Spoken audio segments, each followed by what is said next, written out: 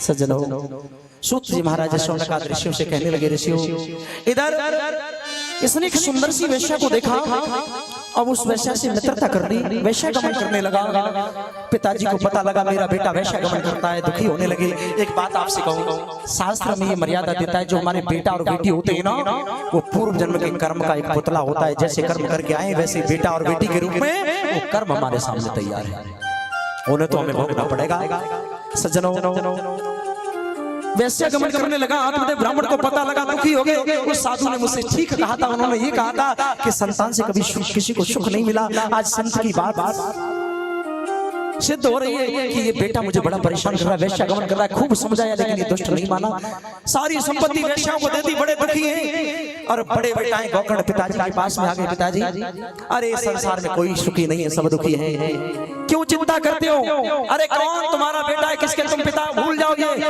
पुनरप जननम पुनरप मरणम पुनरप जननी, जठरे शयनम, जन्म लिया और मर गए। कितनी बार हमारा वो बेटा बना, कितनी बार हम उसके बेटा बने, कितनी बार वो बेटा बना, कितनी बार हम बेटा बने।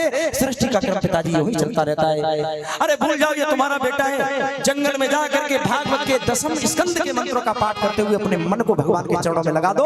अरे कोई किसी का बेटा नहीं है, कोई किसी का पिता नहीं है। समझाया पिताजी कि दीन कहे धनवान सुखी और धनवान कहे सुख राजा को भारी। गरीब लोग कहते हैं कि पैसे वाले सुखी होंगे, पैसे वाले कहते हैं राजा सुखी होंगे। इस संसार में कौन सुखी है? कि दीन कहे धनवान सुखी और धनवान कहे सुख राजा को भारी। राजा कहे महाराज सुखी और महाराज कहे सुख इंद्र को भारी। इंद्र कहे मुझसे ब्रह्मा सुखी और ब्रह्मा कहे सुख विष्णु को भारी।